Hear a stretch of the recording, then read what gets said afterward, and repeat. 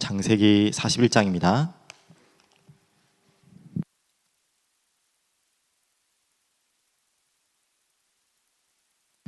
37절부터 45절까지만 읽겠습니다. 창세기 41장 37절부터 45절까지 같이 읽겠습니다.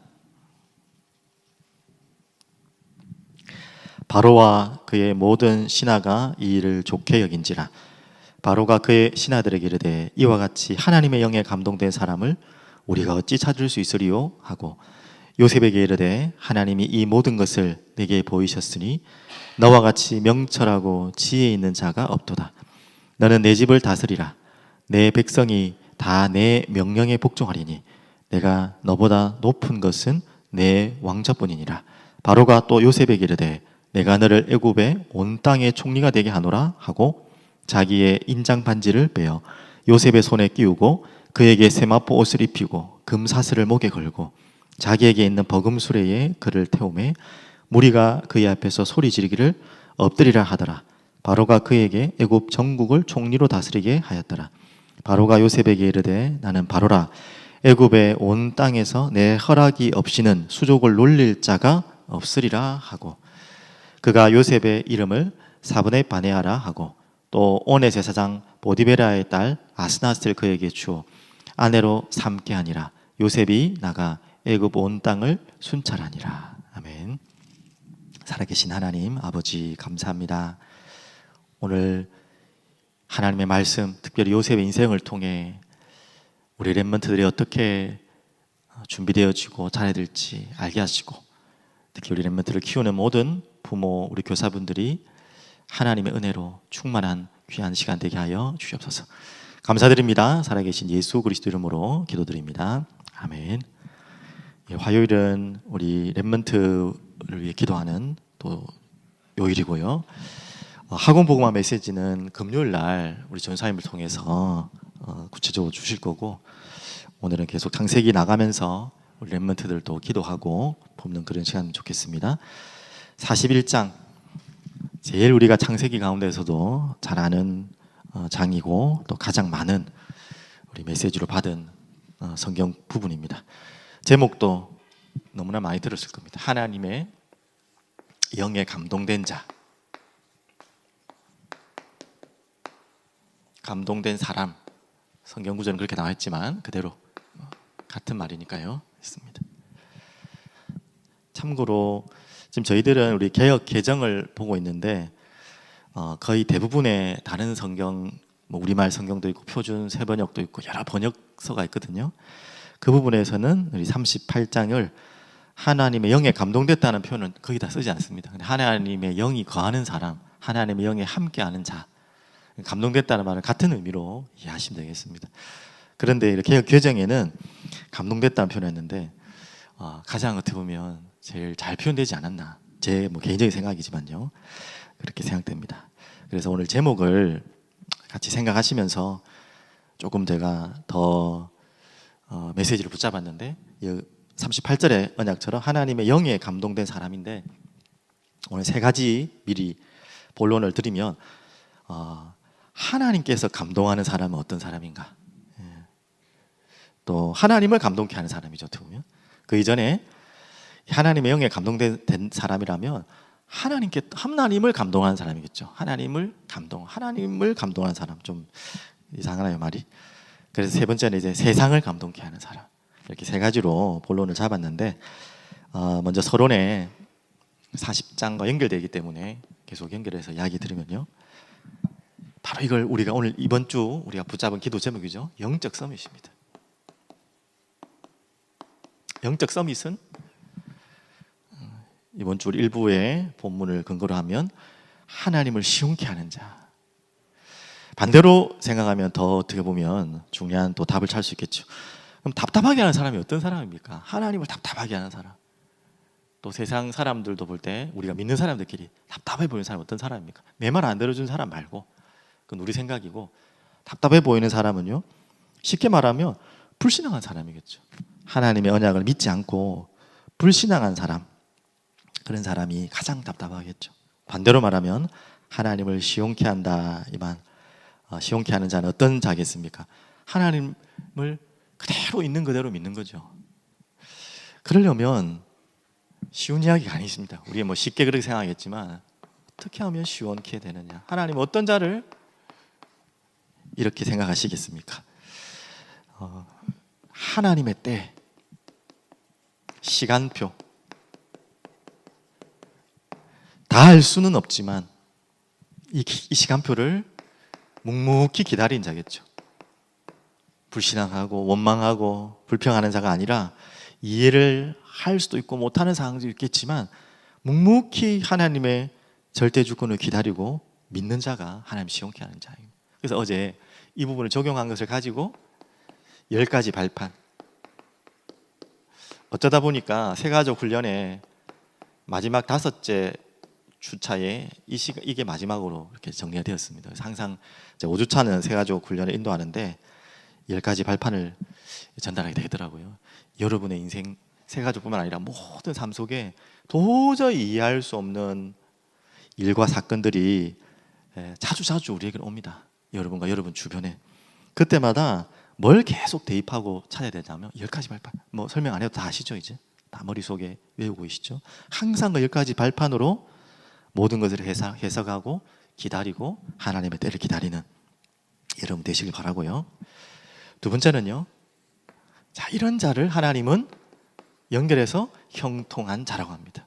일이 잘 되는 것은 드러난 일이고 어떤 자가 형통한 자냐? 이런 자, 하나님의 때를 기다리고 하나님의 계획을 묻고 그 하나님의 계획이 이루어지는 그 인생을 통해서, 그게 형통한 자의 기준이죠. 당연히 그 현장이요, 그 사람 때문에, 그 하나님을 시온케 하고 믿고 기다리는 사람을 통해 현장이 복을 받아요. 그리고 오늘 요셉이 가장 중요한 모델로 인생을 보여주셨습니다. 오늘도 그 부분이고요. 그러니까 현장이 복을 받으니까 현장에 있는 사람이 믿는 자든 믿지 않는 사람이든, 특히 믿지 않는 모든 사람이 모든 것을 그 사람에게 맡겨요. 그 이야기가 요셉의 이야기에서 계속 다 나왔습니다. 오늘 뭐 바로 왕이 지금 읽었던 부분이 그 부분이 아닙니까? 완전히 다 맡겨버려요. 그런데 그 이전부터 살펴보면요, 39장 6절에도 보십시오. 잘 아시는 본문이니까요.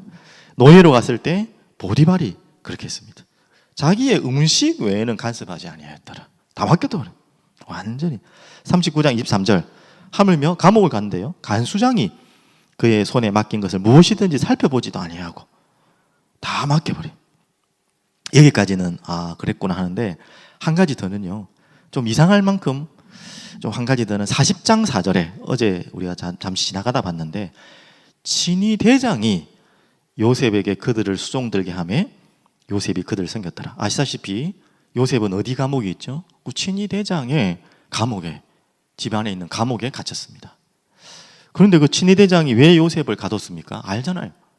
자기 아내를 겁탈한다는 누명을 씌워서 가뒀는데, 친위 대장은 그 중요한 왕의 측근 2명을요 요셉에게 맡겼어요. 간수장이 맡기는 것도 말할 것도 없고. 이 정도로 뭐 이렇게 한번 또 해석하는 분들 중에 이 친위 대장이 진짜 요셉을 안 믿어서, 못 믿어서 가둔 것이 아니다, 어쩔 수 없이 가뒀다라는 표현 될 만큼, 어떻게 그러면 자기 아내를 그렇게 할 사람을 그것도 노예를요 감옥에 가뒀는데 가장 중요한 인물들을 맡기겠습니까? 또 하물며 간수장이 그 요셉에게 모든 걸 맡기게 하는데 친위 대장이 아무 말 안 했겠습니까? 맞죠? 우리 예상이지만 그 정도로 모든 것을 다 맡긴. 그럼 이걸 조금 더 해석하면요, 우리의 현장과 삶에 하나님의 나라가 임하는 시간입니다. 바로 내 직책이 뭐 총리로 올라가는 것도 중요하겠지만, 뭐 승진하는 것도 중요하지만, 그거하고 상관없이 내가 노예로 있든 감옥으로 있든 어떤 자리에든지 모든 것이 내 마음대로 돌아간다는 말 아니라 그 사람 중심으로 움직이게 돼 있어요. 그게 하나님의 나라입니다. 그 말은 주권이 요셉에게 있는 게 아니고, 겉으로는 요셉이 다 모든 걸 맡긴 것 같지만 주권이 하나님께 있기 때문에 그런 거죠. 그래서 그런 우리 여러분들의 모든 현장 되기를 축복합니다. 우리 렘넌트들이 또 이런 축복 누리길 바랍니다. 이 2가지가 꼭 먼저 좀 붙잡았으면 좋겠습니다.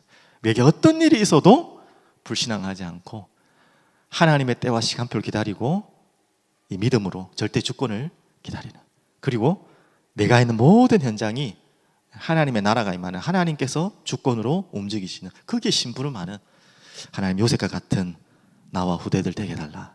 이렇게 좀 함께 적용하고 기도했으면 좋겠습니다.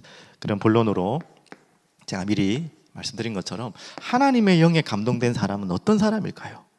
첫 번째는 하나님을 항상 감동하는 사람이죠. 이거는 충분히 예상할 수 있겠죠. 요셉은 어떤 사람이길래 하나님의 영이 거하는 사람이었고 하나님의 영에 감동된 사람이겠습니까?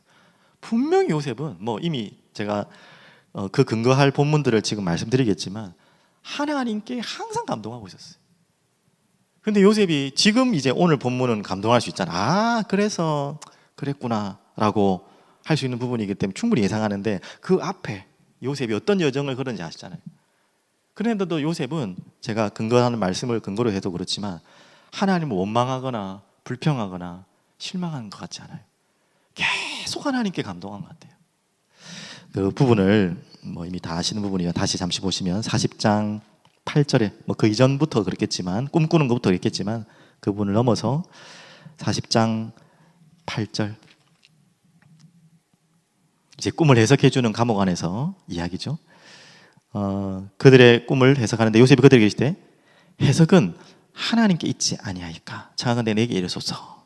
이게 습관적인 말이 아닌 것 같아요. 요셉은 그냥 의례껏 하는 말이 아니고 그냥 진짜 이 요셉이 어떤 순간에도 하나님을 감동하고 하나님께 감동하고 있는 그런 사람이었던 것 같습니다. 41장 16절에도 또 나오죠. 이제 바로 앞에 나오는 부분인데요. 요셉이 바로에게 대답하여 이르되 내가 아니라 하나님께서 바로에게 편안한 대답을 하시리라. 계속해서 그 입의 주권은 하나님이었습니다. 25절도 마찬가지입니다. 요셉이 바로에게 이르되 바로의 꿈은 하나라, 하나님이 그가 하실 바로에게 보이심이라. 또 우리 28절도 보시면 내가 바로에게 이르기를 하나님이 그가 하실 일을 바로에게 보인다 하심이 이것이라. 습관적인 말은 절대 아니겠죠. 32절에 이제 바로께서는 명철하고 지혜 있는 사람을 택하여 애굽 땅을 다스리게, 38절이 잘못 읽었네요. 오늘 읽었던 본문 바로가 32절이라 했습니까? 32절 죄송합니다. 왔다 갔다 하네요. 바로께서 꿈을 2번 겹쳐 꾸신 것은 하나님이 이 일을 정하셨습니다. 하나님이 속히 행하시리니. 자, 지금 요셉의 위치가 마음껏 하나님을 자랑할 수 있는 위치는 아니잖아요. 이제 막 감옥에서 나와가지고 어떻게 될지도 모르는, 겨우 예상한다면 이제 혹시나 내가 좀 잘하면 감옥에서 나올 수 있지 않을 정도, 그 정도인데도 계속해서 그 자기보다 높은 자리에 있는 바로에게 계속 하나님을 이야기하고 있습니다. 자기가 아니고 자기라는 표현을 저질 쓰잖아요. 이 부분만 봐도 우리가 잘 알고 있다시피 하나님을 감동하고 있는데 이거는 어쩌다가가 아니라 24시 정말 하나님을 누리고 있고 하나님을 바라보고 있고 하나님을 찾고 있고 하나님께 기도하고 있다는 것을 말 안 해도 우리가 충분히 예상할 수 있는 그런 부분입니다. 이런 자가 바로 하나님의 영에 감동된 사람이겠죠. 두 번째는 어떤 자가 하나님의 영에 감동된 자가 있습니다. 어떻게 보면 하나님도 요셉을 볼 때 참 감동스럽겠죠. 참 이런 사람이 다 있다니, 이런 자들이 현장에 있구나. 하나님이 가장 기뻐하시겠죠. 하나님의 시간표를 무조건 믿고요, 이해가 안 되더라도 기다리는 자, 하나님 이런 자를 찾고 계시고요, 이런 자를 볼 때마다 하나님 감동하실 것 같아요. 하나님의 마음을 아는 자죠. 그래서 40장 그 근거로 23절을 어제 말씀이지만 이래 나왔습니다. 요셉이 어떻게 보면 비교할 수는 없겠지만 참 실망했을 때가 이때 아닌가 싶어요. 20절, 23절 보면 이제 그 꿈을 해석해 주고 술 맡은 간원장이 복직을 하게 됩니다. 그런데 의외로 요셉이 이런 부탁을 다 합니다. 여러분 다 아시는 부분이지만 14절, 15절, 40장 14절, 15절 보면 당신이 잘 되시거든 나를 생각하고 내게 은혜를 베풀어서 내 사정을 바로에게 아래여 이 집에서 나를 건져주소서. 이런 지금 부탁을 할 만한 인물이 아니었잖아요. 그런데 그 정도로 좀 간절했던 것 같아요, 요셉이. 15절 나는 히브리 땅에서 끌려온 자요 여기서도 옥에 갇힌 일은 행하지 아니하였나이다. 좀 억울하기도 하겠죠, 당연히. 그러면서 그 꿈대로 술 맡은 간원장이 복직을 하게 되는데 23절에 술 맡은 간원장이 요셉을 기억하지 못하고 그를 잊었더라. 그러면서 41절에 만 2년 후에 2년 동안 요셉이 혹여라도 또 기억날까봐 혹여라도 얼마나 좀 가슴 졸이고 기다렸겠습니까? 그러면서 조금 지금까지 이 말을 안 하는 것에 대한 원망도 조금 하지 않았을까라는 생각 드는데 전혀 그러지 않았던 것 같아요. 그래서 어제도 말씀드린 것처럼 전도서 3장 11절 요셉은 어떤 상황에도 하나님의 때를 기다리고 믿고 있었던 것 같습니다. 전도서 3장 11절 이렇게 말씀하죠.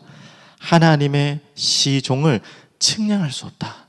이 믿음이 요셉에게 있었던 것 같습니다. 14절에도 비슷한 구절이 나오는데요. 하나님의 그 일은 영원 속에서 움직이시는 행하시는 하나님이시구나. 그걸 진짜 믿은 거예요. 그러니까 순간순간 하나님이 하시는 일에 우리가 이해되지 않는 그 모든 일을 생각하는 것이 아니고 정말 영원 속에서 행하시는 하나님의 계획을 보고 요셉은 하나님을 경외했던 인물이었던 것은 확실합니다. 한 구절만 제가 더 드리면 이사야서 49장 우리가 좀 적용해야 될 부분이고 분명히 요셉은 이 믿음이 있었던 걸로 믿습니다. 당연히 이사야서는 그때는 없었지만 이런 믿음은 분명히 요셉에 있었던 걸로 알고 있습니다. 49장 우리 14절 15절 여러분도 좀 붙잡았으면 좋겠습니다. 하나님 왜 나에게는 이때가 안 옵니까? 왜 하나님 내가 지금 원하는 이 지금 일을 해야 되는데 왜 안 됩니까? 하나님 계획을 다 우리가 알 수 없지만 그렇게 답답해하는 분들이 계신다면 이 언약을 꼭 붙잡으면 좋겠습니다. 이사야 49장 14절 15절 읽겠습니다. 오직 시온이 이르기를 여호와께서 나를 버리시며 주께서 나를 잊으셨다 하였거니와. 그럴 때 있거든요. 야, 이제 하나님 나 잊으셨나 보다. 나를 버리셨나 보다. 착각입니다. 15절 여인이 어찌 그 젖먹는 자식을 잊겠으며 자기 태에서 난 아들을 긍휼히 여기지 않겠느냐.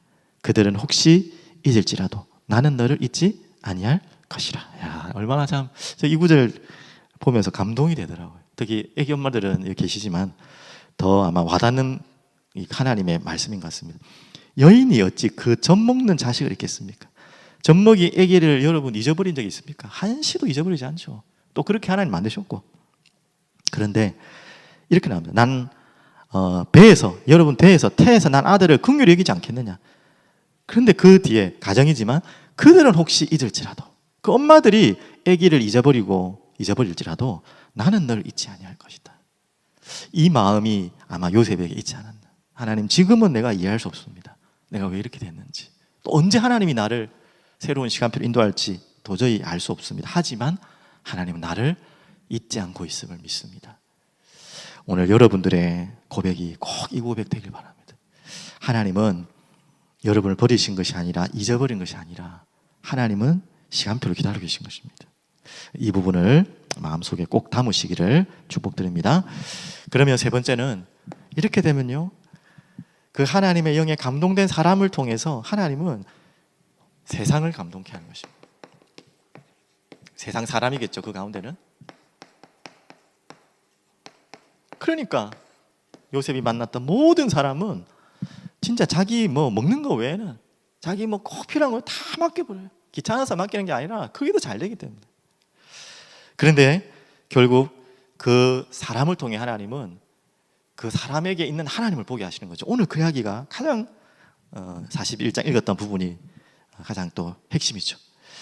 41장 38절 오늘 읽었던 내용처럼 바로가 그의 신하들에게 이르되 이와 같이 하나님의 영에 감동된 사람 우리가 어찌 찾을 수 있으리요. 39절 요셉에게 이르되 하나님이 이 모든 것을 내게 보이셨으니 너와 같이 명철하고 지혜 있는 자가 없도다. 참 눈치 빠르죠. 당연한 거지만 요셉이 한 것 아니라는 것을 바로왕이 알게 됐어요. 누가 했댔죠? 요셉에게 이르되 하나님이 이 모든 것을 내게 보이셨으니. 이미 요셉이 그렇게 고백했기도 했지만 바로왕이 하나님을 믿든 안 믿든 요셉에 하나님이 있다는 걸 알고 있었어요. 이렇게 뭐 말할 이유가 없잖아요. 요셉 바로 왕이 이렇게 말할 만큼 진짜 감동받은 거 아닙니까? 그러면서 그 요셉 이름을 어떻게 지은지 아시죠? 사브낫 바네아. 그 바로 왕이 진짜 요셉이 믿는 하나님을 알고 이렇게 지은 것은 아니라고 보지만, 그래도 사브낫 바네아라는 이름 뜻이 비밀을 계시하는 자, 또 세상의 구원자라는 뜻입니다. 그 역할을 했잖아요. 사브낫 바네아. 요셉을 통해 본 거예요. 진짜 바로 왕이. 그렇게 세상의 사람을 감동케 하는 자. 하나님은 여러분을 그렇게 부르시고 또 그렇게 되기를 또 축복하십니다. 결론적으로 조금만 더 전달하면요, 오늘 마지막 이런 자의 간증이 나옵니다. 인생 간증이 나옵니다. 오늘 읽었던 41장에 이 부분이 나옵니까? 뒤에 나오지만 이미 예고하는 요셉의 간증이 뭐냐면, 뒤에 보면 요셉의 두 자녀가 태어나는 부분까지 우리가 읽었지만 마무리로 됩니다. 그 두 자녀 이름이 51절에 나오죠. 첫째 아들이 누구죠? 므낫세. 둘째 아들이 에브라임.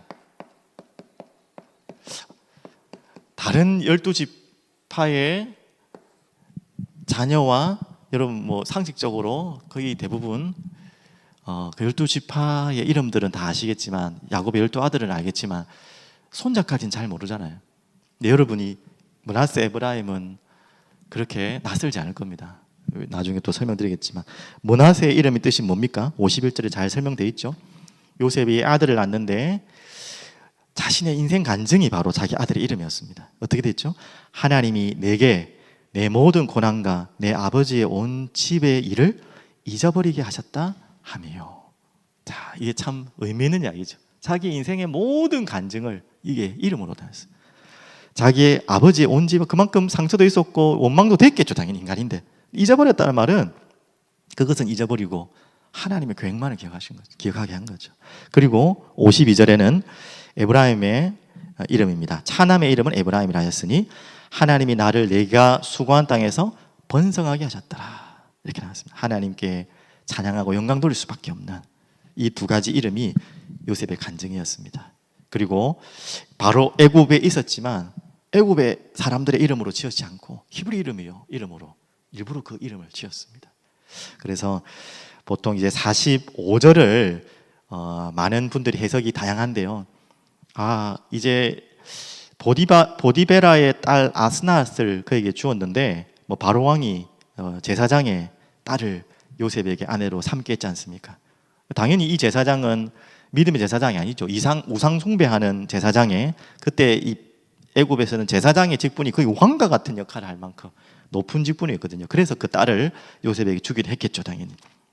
그래서 이 부분을 가지고 요셉에 대한 부정적인 부분들을 이야기도 하는데, 뭐 그렇게도 우리가 해석할 수 있겠지만, 저는 요셉이 이것을 그대로 받아들인 것에 대해서 뭐 변질됐거나 그런 건 아닌 것 같고요. 오늘 두 아들의 이름을 보면 그 요셉의 신앙 간증을 하나님께서 받으신 걸로 저는 그렇게 또 보입니다.